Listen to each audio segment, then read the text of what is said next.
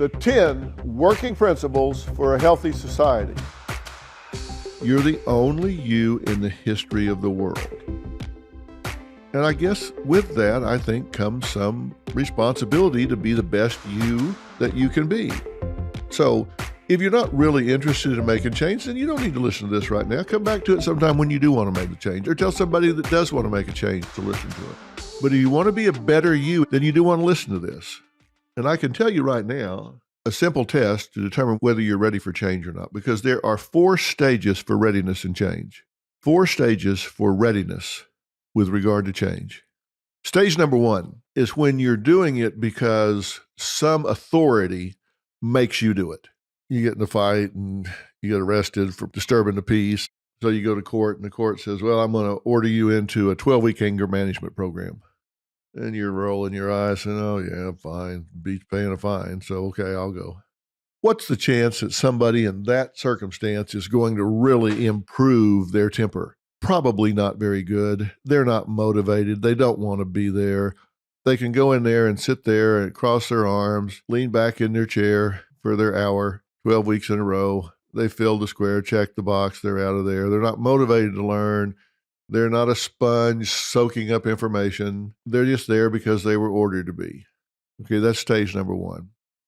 Stage number 2 is when you're doing it to please someone else. It's like your spouse wants you to do something. They want you to get more exercise, or they want you to lose weight, or they want you to be less harsh with your family members or something. And so you agree to it, but you're doing it just to make them happy. You don't really think you have a problem, but you agree to it just to make them happy, to get them off of your back. So again, motivation is missing. You're just doing it to please somebody else. Stage 3 is when your heart's not in it, but at least intellectually you know that you need to do it. You don't want to do it, but at least intellectually you know that you need to do it. There's a big difference between wanting to do it and knowing that you need to do it. Maybe you want to, but you don't want to. You wish you did. You wish your heart was in it. And in your head, you know, yeah, it'd probably be better if I did this differently, but I'm just not right now. That's just not on my list of things to do. So in your head, you know it, but in your heart, you're just not really into it. And then there's stage 4. Nobody makes lasting change until they're in stage 4. Stage 4 is when you are ready mentally and emotionally to make a change. Dan Ariely, James B. Duke Professor of Psychology and Behavioral Economics at Duke University and a founding member of the Center for Advanced Hindsight. He does research in behavioral economics on the irrational ways people behave, described in really plain language. His immersive introduction to irrationality took place as he overcame injuries sustained in an explosion.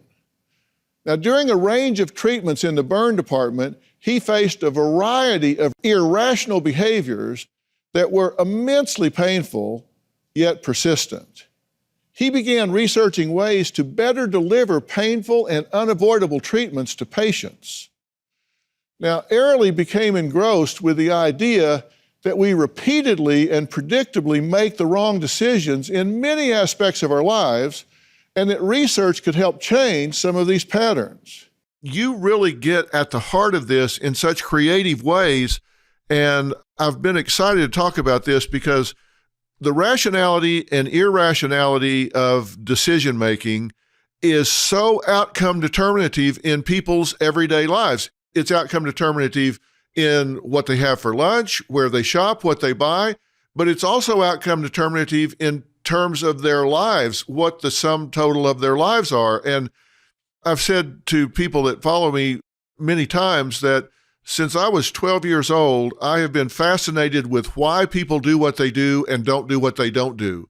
And I've always said, if you understand why people do what they do and don't do what they don't do, you have a huge edge in life in terms of managing your own life and getting other people to do the things that you would want to motivate them to do.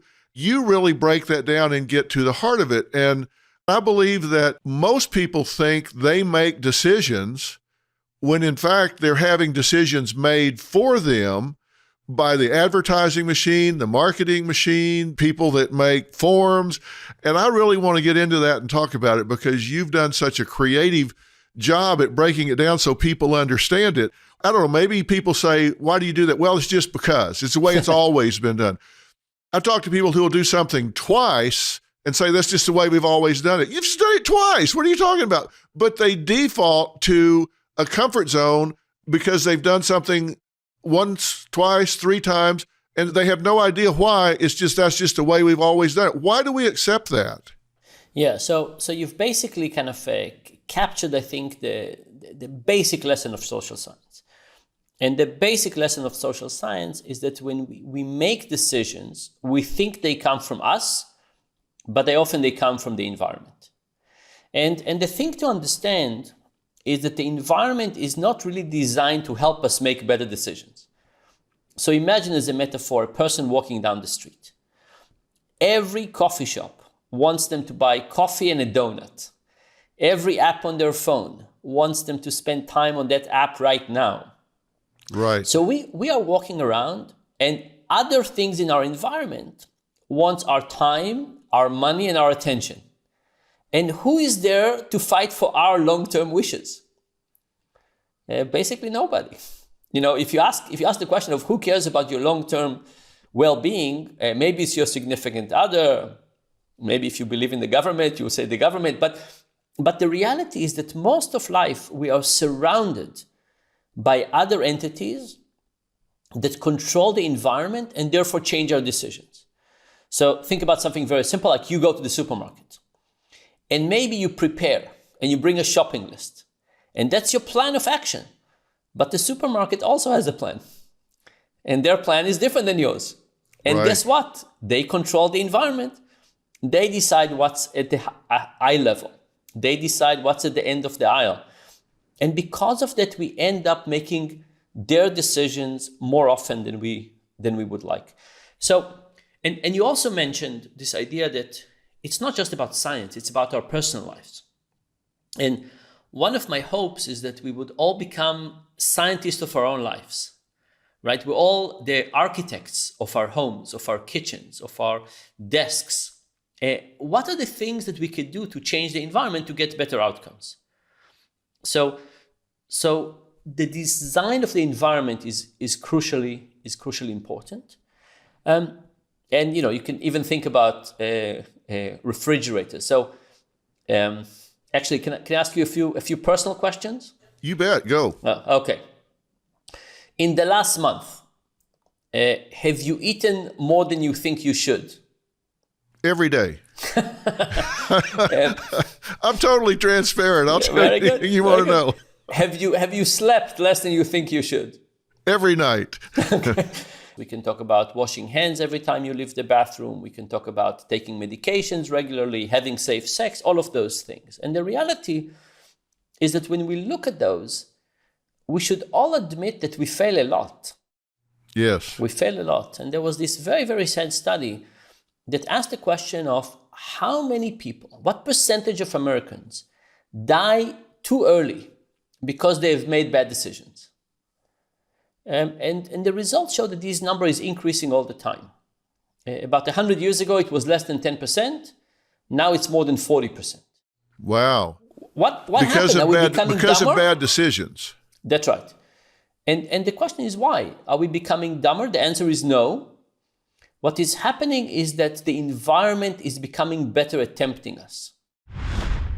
Dr. Dina Mannion is a celebrated doctor of psychology and licensed clinical social worker since 1993, specializing in substance abuse, depression, anxiety, personality disorders, couple counseling, family therapy, and really just a lot of important areas in psychology and human functioning.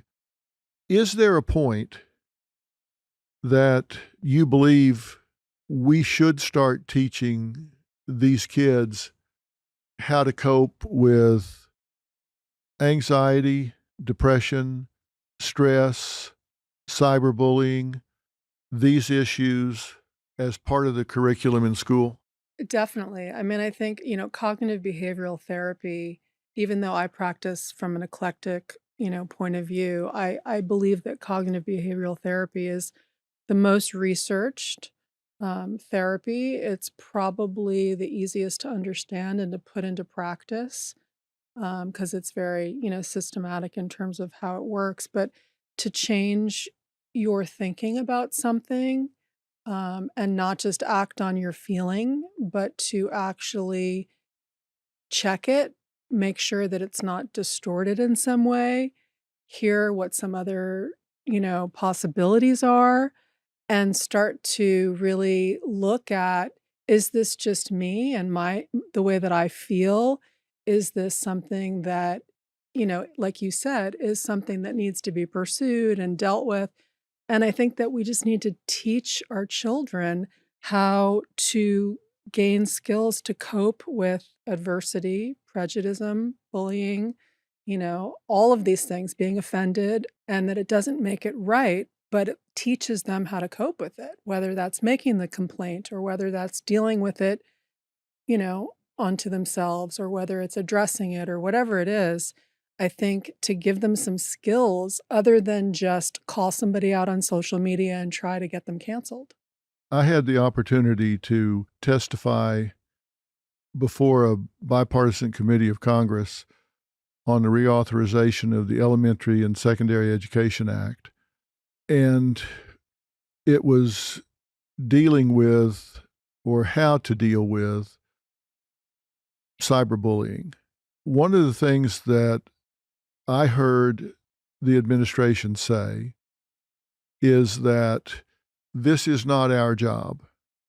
Our job is to educate these kids at school because cyberbullying is taking place off campus, not on campus. So that's not our job. That's the job of the parent. I said, you need to make it your job because you have access to these kids 40% of their waking hours.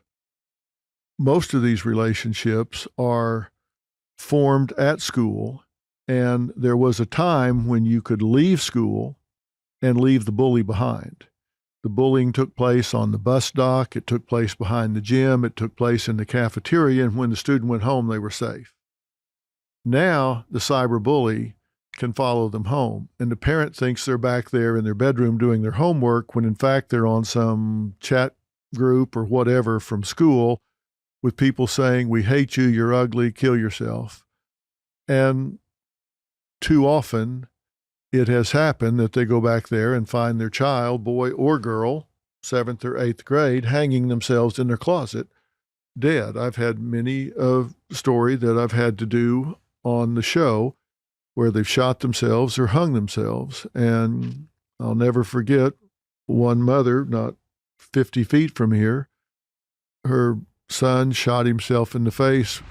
It started with the name calling. Brandon had used a 357 Magnum. When I saw him, the first thought that went through my mind is he looks on the outside now like he has felt on the inside for so long. These were all kids from school saying terrible things to him on the internet.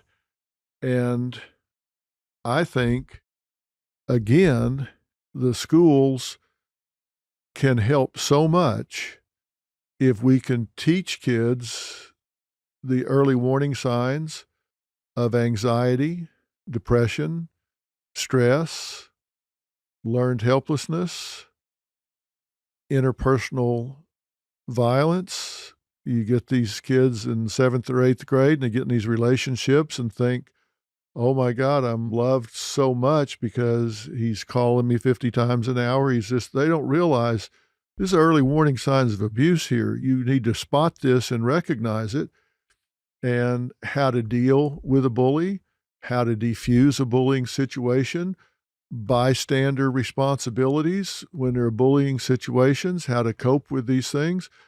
And it's not going to happen in the schools until you put the money behind it so it becomes part of the curriculum. You got to set aside 20 minutes a day 30 minutes a day, 3 days a week or something like that to teach them the basic tenets of recognizing these red flags and what to do about it when they see it.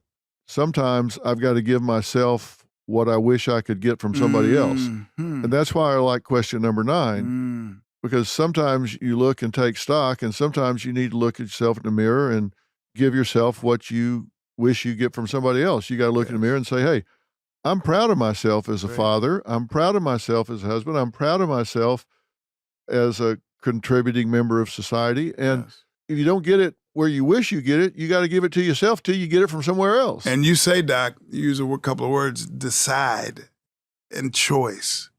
That life is filled with a series of decisions and choices. And my mom, when I had about 30 Division I football offers coming out of junior college, and I chose Long Beach State because a good friend of mine lived out here and was going to playing at USC. My sister was living in the Norwalk, Long Beach area. So I decided Long Beach State. And I got here coming from a little small farming rural community in Kansas. I got here to Long Beach and boy, there was diversity to the nth degree. And I wasn't comfortable. It was new territory. I wasn't comfortable. 2 weeks go by. I called my mom. I don't know if this is the best fit for me, Mom. Can you get a hold of, at this point, I think it was Coach Snyder's second year at Kansas State. You call Coach Snyder and ask him if that full scholarship is still available. I think coming back to Kansas may be what I need. She gave me the best advice that anyone has ever given, and it found its way into the book. She said, you made that choice. Now go about making that choice the right one. So too often we leave to chance and we fret about making the perfect decision, the perfect choice. And there is no such thing. But what we can do is go through our process to make the final call on what the decision is. And every day go about making that choice the right one, outworking everyone around you, taking joy and pride in your work every single day. And if we do that consistently, we'll make the choice right by our hard work and preparation. I think it's simple, and I say this a lot, Doc. I think many of these ideas are very simple. That doesn't mean they're easy, but relatively speaking, they're pretty simple. So how do we do that? How do we make sure that we're leaning into that process in a way that is beneficial, not once again to us individually, but to our social networks and those around us that mean a lot to us? Well, that's where you learn something about yourself, right? I can't tell you that I'll always make the right decision, but I can tell you that I'll always work to make the decision right. Boy. Come on now. That's what I do know about myself. I may not make the right decision, but I know I'll work my butt off to make the decision right. That's from commitment and hanging in there and, getting up early, staying up late, staying focused. And sometimes I probably haven't made the right decision, but by working hard, I made it right. And maybe it'd have been an easier road somewhere else. I don't know, because I never switched and went to the other road. You didn't go back to Kansas State. No. That's that grit and that grind, though. Yeah.